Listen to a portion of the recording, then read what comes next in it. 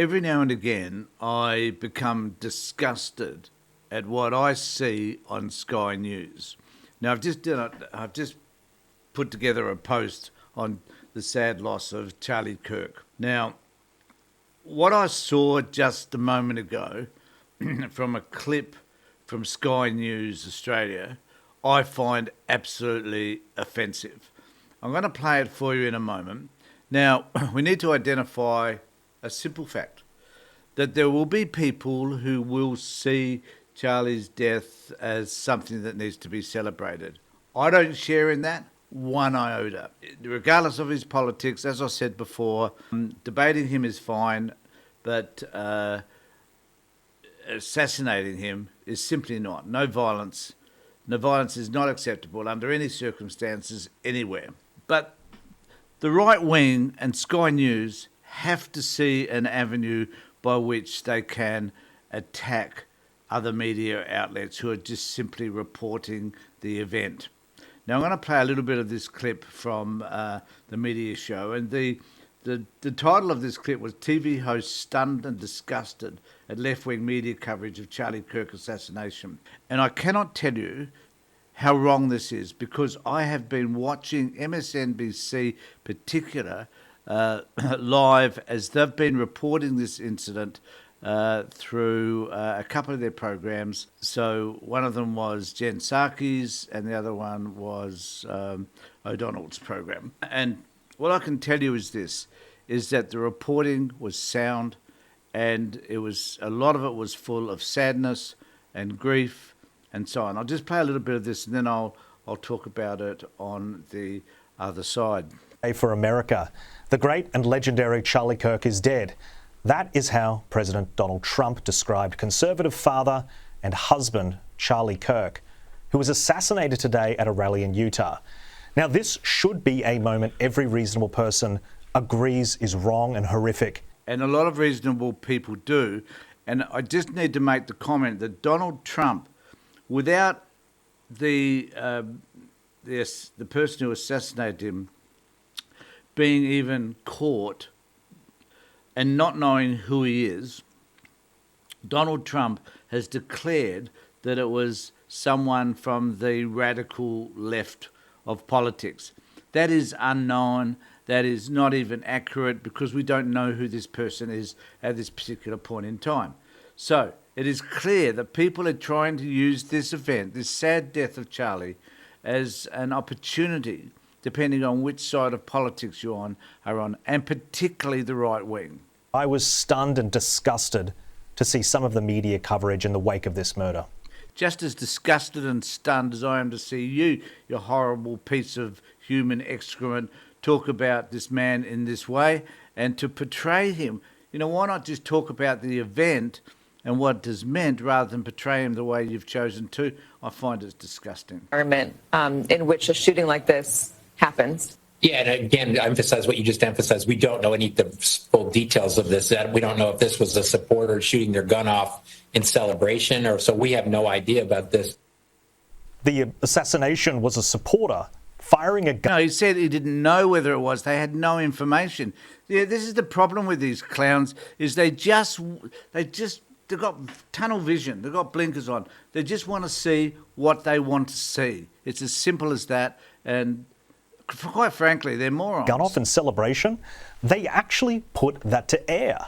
The shooting was at 12:20. It was, incidentally, I think that bit was a live feed. So, put it to air. They probably weren't able to edit it anyway. PM. Charlie was hit directly in the neck, and I've watched the video because I have to report on it, but I do not encourage anyone to see it. For so-called journalists to publish an assertion that this shot, which was from around 200 yards away, which is about 180 metres, to publish the assertion... It was 520 feet, to be exact. ...that it was an innocent mistake of a supporter is quite frankly insane. It is willfully false. That isn't what he said, incidentally. This is the problem with Sky News, is they distort everything to fit their particular narrative. And that clip isn't even the worst of the media's coverage. While showing footage of people running from gunshots, MSNBC thought it appropriate to provide context They called him divisive at a time while he was dying from his wounds. By the way, our affiliate in Utah and the aftermath of the shooting, you could see people running away pretty quickly, as you would imagine they would do at gunshots. The FBI director, Kash Patel, has weighed in on this. He just tweeted the following: "We're closely monitoring reports of the tragic shooting involving Charlie Kirk at Utah Valley University. Our thoughts are with Charlie, his loved ones, and everyone affected. Agents will be on the scene quickly, and the FBI stands in full support of the ongoing response and the investigation." Charlie Kirk is a divisive figure, polarizing, lightning rod, whatever term you want to use. Why? Well, he's one of MAGA's most prominent voices online. He hosts Now, this is true. Maybe we could have a debate as to whether it should have been talked about right now. But, you know, it's kind of like that notion that we can't talk about shootings whenever they happen because it, you know, starts talking about gun control and stuff that the right wing don't want to have to talk about or confront. In this instance, yeah, Charlie Kirk was a divisive character. He was extremely right wing. I said that in my previous post.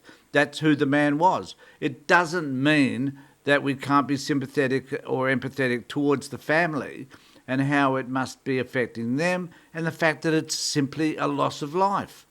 We can come to terms with that. We can accept that. Now, because I was watching MSNBC doing the live feed, and I can't play that clip back because it was on a streaming service, but what I can say is that there was in the O'Donnell segment, there was a series of X messages that were presented from expressing their sympathy and understanding from Obama, from Clinton, from the Bushes, from Biden, from all of these people on the left were expressing their sympathy and shock at what had happened.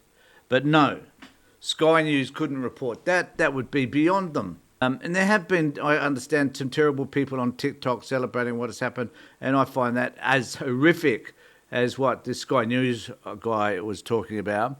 But the point being that you don't have an attack on the media simply because they were reporting events and saying simply that Charlie Kirk was divisive. Why wouldn't you?